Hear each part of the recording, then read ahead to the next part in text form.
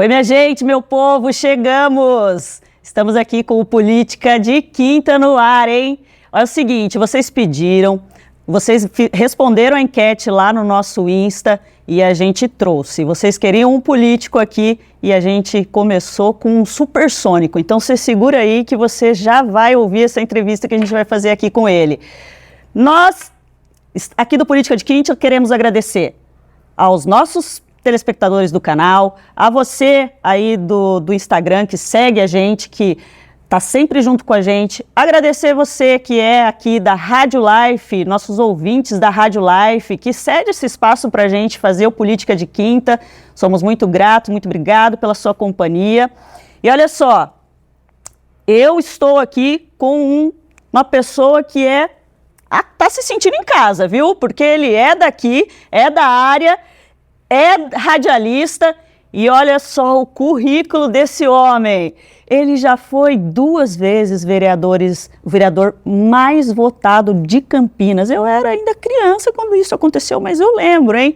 E olha só, foi deputado estadual, foi deputado federal, teve 2 mandatos de prefeito em Campinas, foi presidente da FNP e isso teve um lance aí super legal que a gente vai falar aqui também. E hoje ele é o quê? Deputado federal lá na Câmara de Brasília. Eu vou conversar hoje aqui com ele, com esse super político que a gente conhece aqui na região de Campinas, o deputado federal Jonas Donizete. Jonas, muito obrigado por vir aqui conversar com a gente, falar aqui no Política de Quinta conosco. Muito obrigado mesmo. Sei que sua agenda é super corrida nesse final de ano que a gente está aí, agora nessa vésperas de Natal. Obrigada, viu, Jonas? Obrigada mesmo. Oi, Mari. Eu é que agradeço. Para mim é uma satisfação estar aqui, poder conversar um pouquinho de vida, de política. Quero te cumprimentar por essa iniciativa, né? O podcast é uma ferramenta que chegou para ficar. A gente vê aí... É impressionante. Um tempo atrás eu estive nos Estados Unidos, né? E as pessoas falaram para mim do podcast. Eu falei, não, lá no Brasil não tem ainda esse hábito e tal. E aí chegou muito, muito forte aqui, né? Então estou muito feliz porque é uma coisa que parece muito com o rádio, que eu fiz há muito tempo atrás, né? Aliando aí a dinâmica do rádio também agora com a facilidade das imagens por causa das redes sociais, da internet. Obrigado pelo convite, um prazer estar aqui com você. A gente que agradece, viu? Deputado, eu já quero começar perguntando para você uma coisa. Queria que você desse para a gente, assim, o que você tem notado de diferença, porque você já foi deputado federal lá na Câmara, acho que em 2010, até você entrar prefeito aqui em Campinas, e agora você está retornando lá. Tem diferença? A Câmara, como que está a Câmara dos Deputados? Os mandatos têm diferenciado, têm evoluído? Como que está essa situação desse mandato, nesse novo cenário político agora? Você falou bem, eu fui eleito deputado em 2010 e agora voltei novamente a ser eleito em 2012, né? Mais de uma década se passou, né? Nesse interim eu fui por 8 anos prefeito e também presidente da Frente Nacional dos Prefeitos. Mudou muito, algumas coisas eu acho para melhor, né? Eu vou dar um exemplo, a pandemia trouxe a tecnologia, né? Sim. Foi criado o Infoleg. O Infoleg é um aplicativo muito identificado com o parlamentar, muito seguro. Você tem várias etapas de segurança no aplicativo, só o parlamentar pode usar, só no aparelho celular do parlamentar. Então você pode participar de debates, escrever. Então você aproveita melhor o teu tempo lá em Brasília, né? Por exemplo, se eu estou numa audiência no Ministério, antigamente, quando começava uma votação, eu precisava sair correndo para voltar para o plenário. Agora não. Agora eu valido com a minha digital. Quando eu chego em Brasília, todo dia você tem que validar por isso é importante falar, tem que estar lá, né? Você valida, libera o teu aplicativo, você pode votar, fazer discursos, pode fazer propostas, tudo via eletrônica. Eu acho que isso aí foi um grande avanço. Mas veja só, tudo que tem um lado bom, tem um lado que não é tão bom. Nós elegemos, através das redes sociais, muitas pessoas ligadas à rede social. Então, quando você está num debate de um assunto importante, saúde, educação, você vê que sempre alguém tira um celularzinho, um deputado, uma deputada, e ele está mais preocupado, às vezes, em pegar lá uma cena para lacrar, como a gente fala, do que propriamente chegar numa conclusão daquilo que a gente está debatendo, né? Então teve essas modificações, né? Mas eu falo que a Câmara dos Deputados, porque é assim que muita gente fala Câmara Federal, fala Parlamento, o nome correto é Câmara dos Deputados, né? E a Câmara dos Deputados, junto com o Senado, forma o Congresso Nacional, né? Eu falo que a Câmara dos Deputados é uma fotografia do Brasil. Tem sotaques de todos os lados, cada região do Brasil tem um comportamento, tem as suas tradições, as suas riquezas, né? O Brasil é um país de dimensões continentais. Então, como eu sou um mineiro, que ainda carrega um pouquinho do sotaque, e sou mineiro que sou deputado por São Paulo, né? Porque já estou em Campinas, vim para Campinas com 4 anos, eu consigo manter lá uma boa relação lá no Congresso Nacional. Eu gosto de trabalhar na questão de leis, porque é uma coisa que pega o Brasil inteiro. Sim. Os temas, lá tem, assim, quem vai em Brasília se impressiona, né? Às quartas-feiras de manhã nós temos o corredor das comissões, são cerca de 16 mini plenários. Tem um plenário grande que é o Ulisses Guimarães, que é aquele que as pessoas veem na televisão, mas tem aqueles plenários menores, e cada um está debatendo um tema diferente. São milhares de assuntos que ali são debatidos para chegar nas leis que regulamentam o dia a dia da população. Muito bom, deputado. E você falando de lei, era justamente o que eu queria ver contigo, porque nesse intervalo veio na tua vida a Prefeitura de Campinas. E o senhor foi prefeito por 2 mandatos aqui em Campinas. E agora retorna a deputado. Essa situação de você ter vivenciado a Prefeitura de Campinas e ter sido prefeito, tem interferido, influenciado agora, nesse mandato, a questões de suas proposições legislativas, a questão de leis que você tem visto? Porque quando o deputado chega lá e é primeiro deputado, ele não teve essa prévia de prefeito. Como que hoje isso muda, né? Mudou muito, né, Mari? Porque eu falo que você tem que trocar o software, senão não gira o programa. Primeiro, quando eu fui eleito prefeito, havia muita desconfiança, porque eu sempre tive uma carreira legislativa. Eu nunca tinha tido estado no executivo, né? E logo eu percebi, olha, cabeça de deputado é uma coisa, cabeça de prefeito é outra. E graças a Deus eu consegui, num tempo bem curto, fazer essa transição, né? Me fixar na posição, na nova missão que Deus havia me dado e o povo conferido de ser um executivo, né? O executivo você tem que estar atrás, as demandas, fazer acontecer, lidar com oposição, você é mais exposto, né? Porque é um só, não tem 2 prefeitos, um só. Então, tudo que acontece na cidade, você tem que... lógico, você tem uma equipe que te ajuda, né? Eu tive uma equipe muito boa, que me ajudou em todos os setores, mas tem uma realidade. O legislativo tem outra realidade. O legislativo é uma coisa assim, eu diria, que tem responsabilidades também, tem as incumbências, mas é diferente. Agora, mudou a minha cabeça quando eu passei pelo executivo, no seguinte sentido, de saber que cada lei que você propõe, cada proposta que você faz, você tem que fazer aquilo parar em pé. Tem que ver de onde vem o dinheiro, quem que vai pagar por aquilo, né? Pensar na vida das pessoas, né? Eu tenho também uma filosofia de tentar ter um país menos amarrado, dar mais liberdade para as pessoas, no sentido assim, delas empreenderem. Nosso país, nós temos uma cultura portuguesa, o pessoal fala cultura cartorial, né? O português trouxe muita coisa boa para a gente às vezes não dá valor. Por exemplo, vou citar uma só. O Brasil é um dos poucos países do mundo, com o tamanho que ele tem, que fala uma língua só. Tem sotaques diferentes, Mas em qualquer lugar do Brasil você se comunica, você tem essa conversa fácil com as pessoas, né? Quando você não entende uma palavra, você pergunta o que quer dizer isso, né? Então, o povo português manteve essa união territorial, geográfica, linguística, mas ele tem uma tradição de muita burocracia, e nós herdamos isso, né? Eu vou dar um exemplo. O Brasil é um dos poucos lugares que você precisa fazer reconhecimento de firma, de assinatura, né? Precisa passar tudo que você tem de propriedade, precisa ser registrado, né? Uma coisa, outros países a coisa é bem mais simples do que aqui.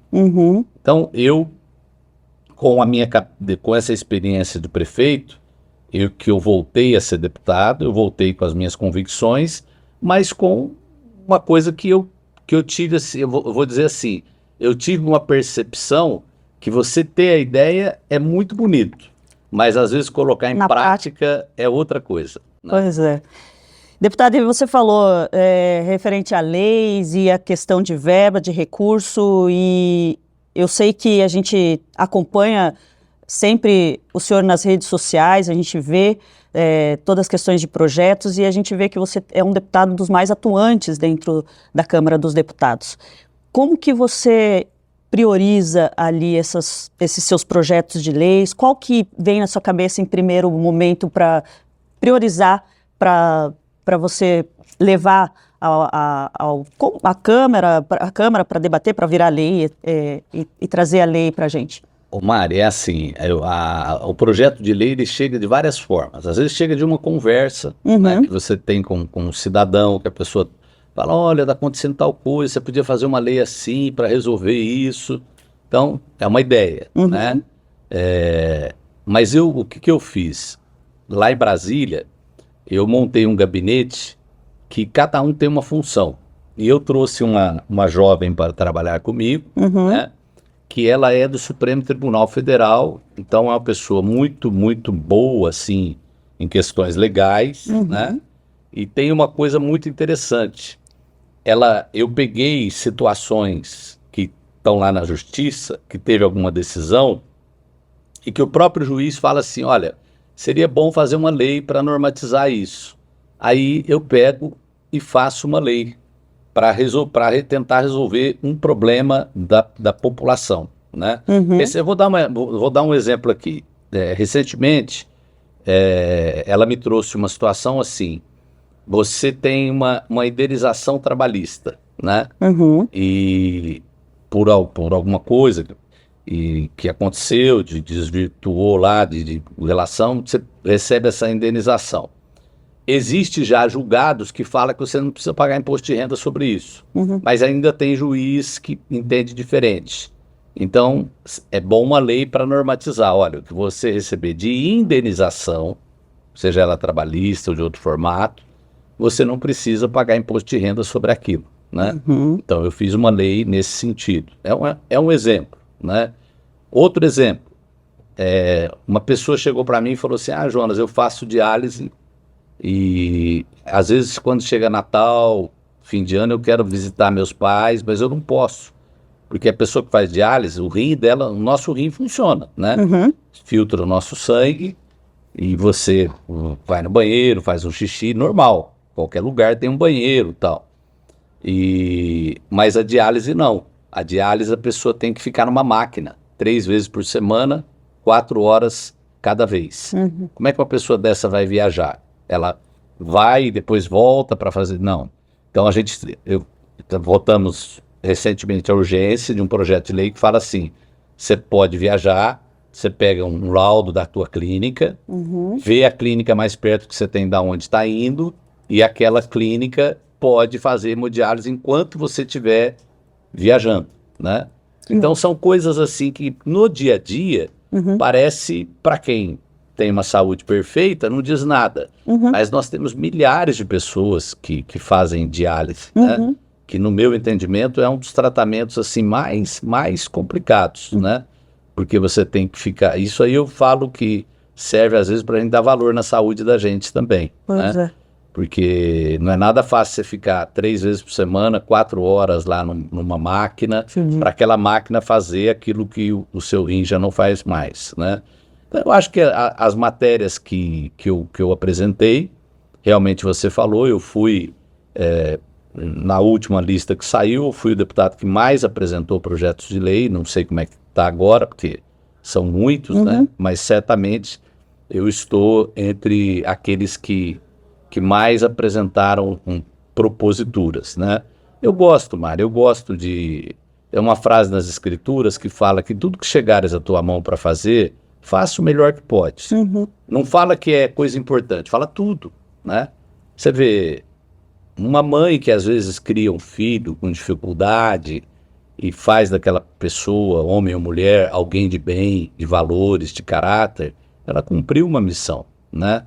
Então tudo que chega para mim, eu me esforço, né? Tanto que eu tenho na minha trajetória política, tem algo que me deixa bastante feliz, que é as minhas reeleições sempre foram maiores do que a minha eleição, né? Eu sempre me elegi, depois na minha reeleição eu sempre tive mais votos, isso aconteceu em todos, inclusive prefeito. Prefeito eu fui eleito em 2012 no segundo turno, com 60% dos votos. E na minha reeleição eu fui eleito no primeiro turno com quase 70% dos votos, né, da cidade. Então eu fico feliz em saber que você está cumprindo aquilo pelo qual as pessoas tiveram uma expectativa que você pudesse trabalhar. Maravilhoso. Deputado, a gente vê muito muita gente falando em redes sociais, porque hoje a rede social virou um canal aberto, né? Então todo mundo fala aquilo que quer e às vezes tomam quem quer por verdade, né? E assim vai. O ideal é você ver, confirmar a fonte, viu, pessoal? Mas é o seguinte, muito do que a gente tem dos nossos telespectadores perguntam, mandam pra gente inbox, é sobre emendas.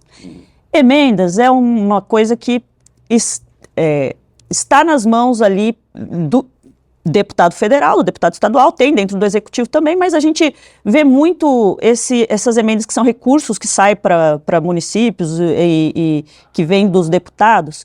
E aí as pessoas falam, não, essas emendas não vão para a cidade, não chega nunca, não foi usado aqui. Eu queria que o senhor explanasse para a gente mais ou menos como que funciona essa trajetória da emenda, como que é esse recurso chegando no município, para quem está lá assistindo a gente entender como que isso é regrado, regulamentado. Olha, existe uma série de normas, né? Hoje é uma realidade quase em todos como você falou, em todos os legislativos, desde vereador até deputado federal. Da outra vez que eu fui, não tinha. Era bem diferente, né?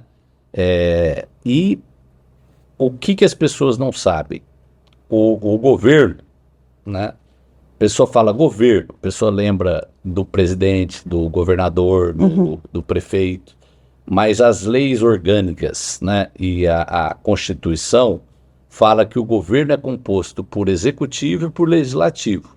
Então, o legislativo também é governo, ele também tem participação, né? Para dizer, olha, isso aqui é mais importante, o dinheiro tem que ser investido em tal lugar, né? Então as emendas, elas são algo legítimo, né? Aí o que se divide? Duas correntes. Uma que fala que tem que ter tudo, serve para isso, vai ter que ser pegado daquilo, vai ter que ter tal. Eu falo que eu entendo isso, que é você tentar engessar ou colocar etapas para não ter problema de desvio. Mas você acaba engessando demais. Quando chega na ponta, vamos supor, tem lá essa emenda é para asfaltar a estrada urbana. Aí você pega Campinas. Tem estrada em Campinas que metade é urbana, metade é rural. Então você vai asfaltar metade, a outra metade fica sem asfalto. Pois entendeu? Então, uma coisa é a teoria, outra coisa é a prática, né?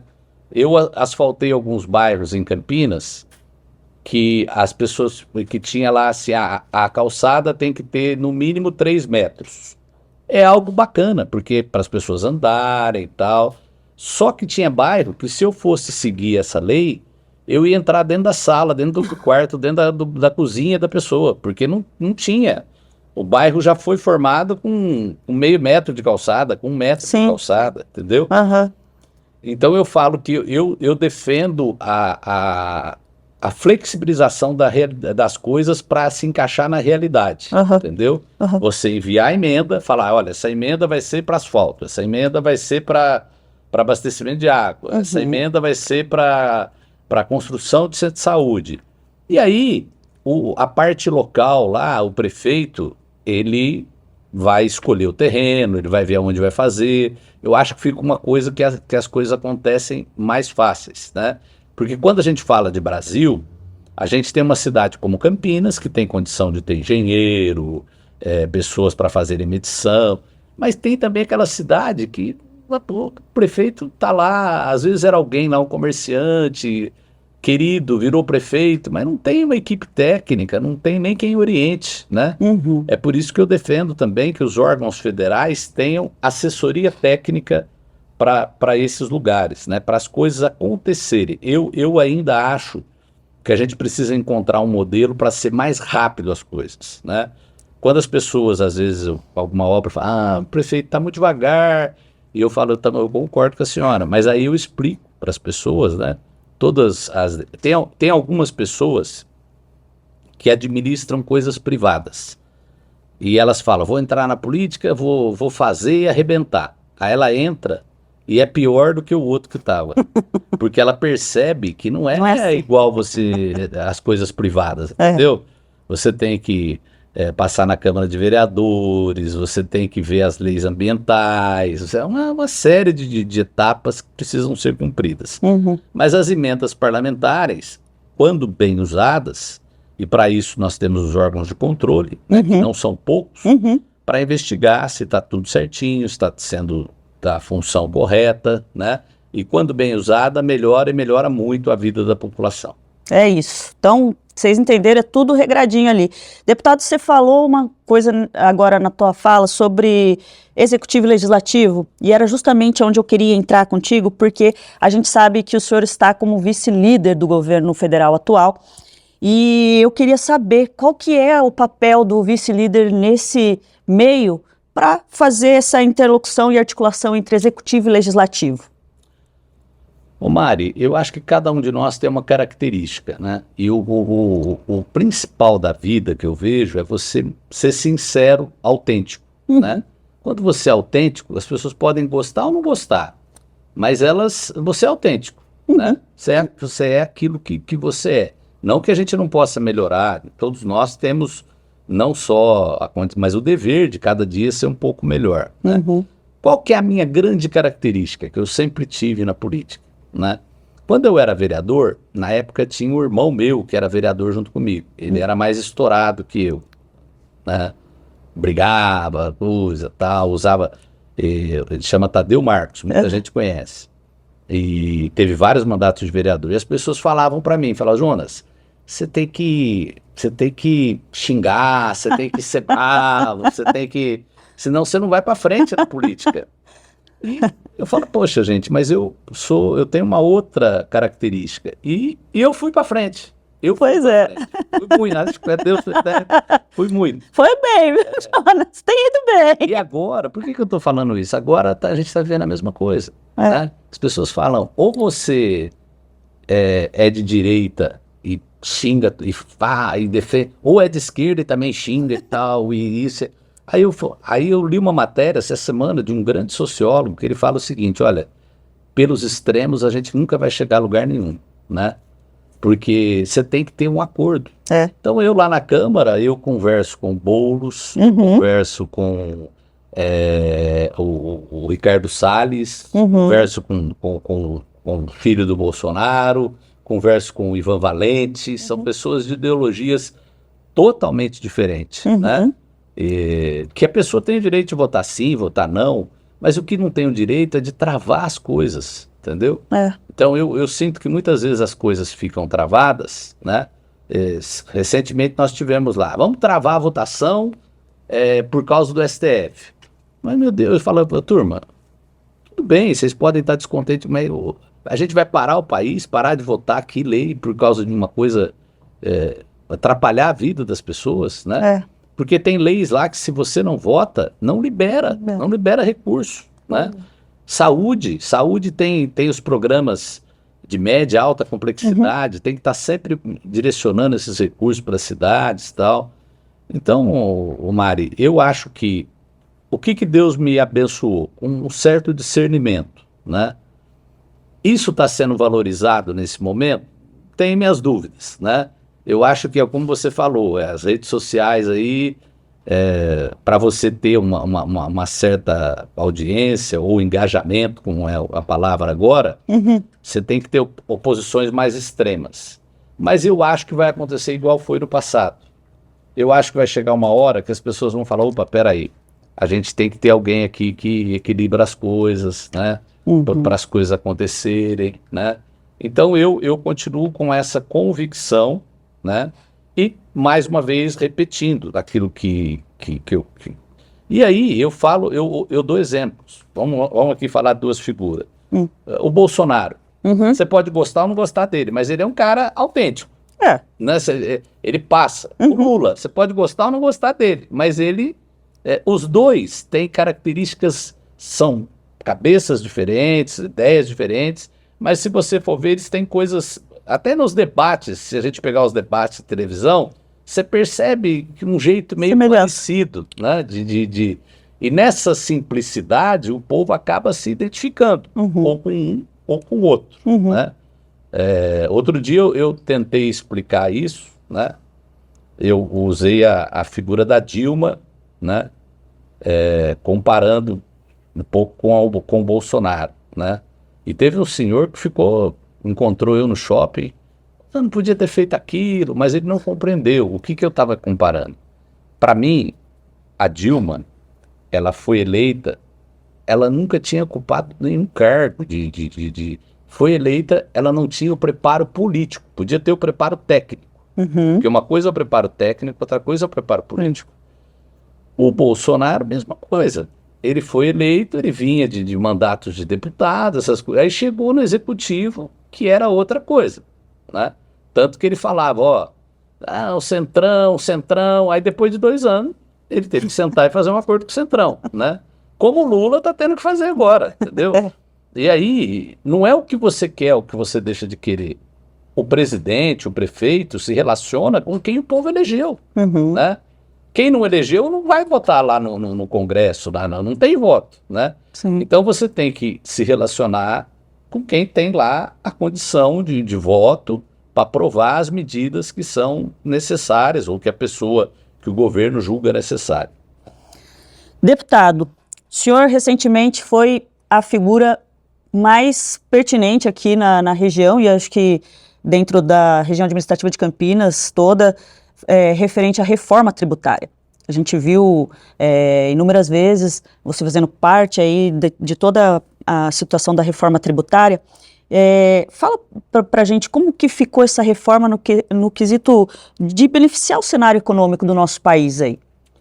Mari, se tem uma coisa difícil, olha que eu sou bom para tentar simplificar as coisas, mas essa questão tributária, ela é muito complexa, ela é muito técnica. Então, quando eu vou falar, quando as pessoas pedem para eu falar, eu tento falar numa linguagem mais simples. Ótimo. O que acontece? Essa caneca aqui, hoje, a pessoa paga o imposto da louça que fez, depois que pintou aqui a caneca, depois o que fez a alcinha. Então é uma cadeia de imposto.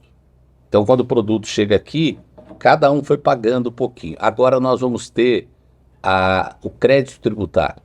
Então essa aqui pagou imposto, esse outro aqui se acredita, esse outro se acredita, esse outro se acredita. Aí quando chegar aqui, essa caneca vai ter menos imposto. E assim vai ser com carro, e assim vai ser com roupa. Então a tendência... Por que os produtos no Brasil são mais caros? Pelos impostos, né? A pessoa vai, tal lugar o carro é tanto, no Brasil o carro é tanto. Então tem essa cadeia cumulativa. A gente vai tirar essa cumulatividade e por isso na ponta deve ter menos imposto. E em alguns casos nós estamos zerando, como é o caso da cesta básica, zerando o imposto. Serviço de saúde diferenciado, imposto menor. Remédio, imposto menor. Educação, imposto menor. Transporte público, imposto menor. Coisas de necessidade. E aí nós estamos colocando uma carga maior naqueles produtos que são prejudiciais à saúde e também ao meio ambiente. Então, se eu fosse fazer um resumo bem simples, é isso. É a gente tentar fazer com que o dinheiro da pessoa renda um pouquinho mais para ela comprar mais, porque o que acontece com a economia? Quando você compra mais, a loja tem que pedir mais da empresa, da indústria. A indústria tem que fabricar mais. Para fabricar mais, ela precisa contratar mais gente, né? O comércio, para vender mais, precisa contratar mais gente. Então, é o que a gente fala do giro da economia, é o dinheiro circular. A grande tarefa é fazer isso, o dinheiro circular. E por que a gente fala que o juro tem que ser pequeno? Porque se a pessoa tem um dinheirinho e o juro é alto, ela fala, eu vou pular meu dinheirinho e ganhar o juro. Isso não gera emprego nenhum. Agora, quando o juro é baixo, a pessoa fala, opa, peraí, vou comprar um terreno e vou construir uma casinha e vou vender, eu vou alugar. Isso daí, quantos empregos não gera? É o pedreiro, é o encanador, é o eletricista, né? Então, isso aí é o que é o grande desafio, é você girar a economia, né? Esses dias, eu estava, porque mês de dezembro, a pessoa vai para São Paulo, 4 horas para entrar em São Paulo. É ruim? É ruim, mas é sinal que a coisa está aquecida, né? Que já teve dezembro que você entrava em São Paulo e saía, só que é um sinal de enfraquecimento da economia. Então, a gente tem que ter a economia pulsante e é lógico, o Brasil precisa, por exemplo, aí eu vou falar de uma obra que eu sempre lutei e agora deve se tornar uma realidade, que é o trem intercidades, entre Campinas e São Paulo. Eu falo que esse trem não é só importante para Campinas, ele é importante para o Brasil. Porque quando as pessoas voltarem a usar o trem, né, que na década de 60, eu sou apaixonado por transporte ferroviário. Nós tivemos um grande político no Brasil que foi o Juscelino. Ele trouxe a indústria automobilística para o Brasil, que gerou muitos empregos. Mas o que aconteceu? Nós descuidamos das nossas ferrovias, né? E um país do tamanho do Brasil não pode abrir mão de ter trem. Até porque eu sou mineiro, mineiro gosta muito de trem, né? Tudo é trem com mineiro. Então, quando as pessoas falarem, puxa, esse trem, ele anda 200 por hora, e eu tenho internet, e eu não preciso ficar preocupado com batida, porque não tem trânsito, é uma linha reta, eu vou chegar a tal hora, você não precisa igual o avião chegar 2 horas antes, você chega 15 minutos antes de sair o trem, se tem mala, leva junto com você. Então, é um negócio que, a hora que as pessoas experimentarem isso, que já existe, por exemplo, na Europa, eles vão falar, não quero só em Campinas, eu quero também lá no Rio Grande do Sul, no Rio de Janeiro, em Recife, né?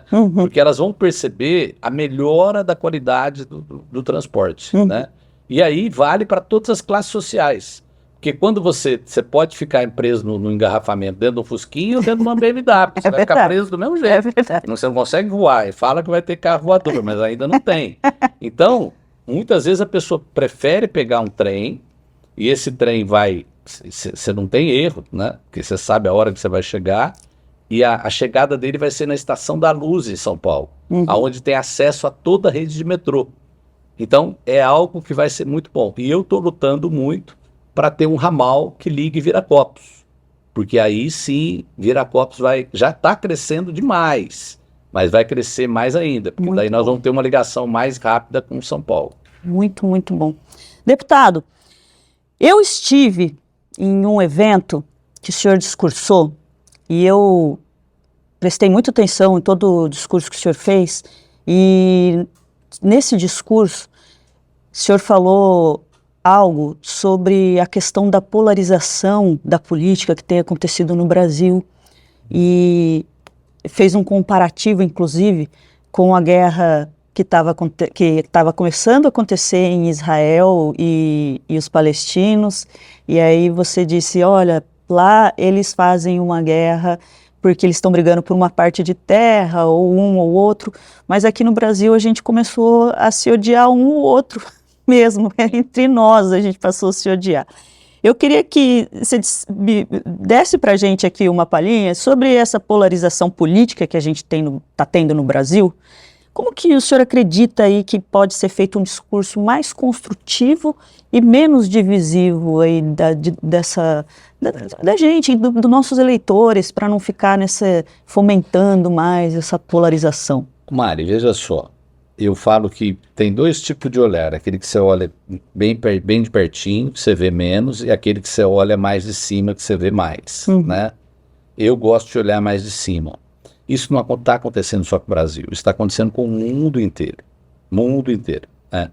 As pessoas estão tendo, assim, muita dificuldade de relacionamentos. E eu falo o seguinte, que tudo começa dentro da gente.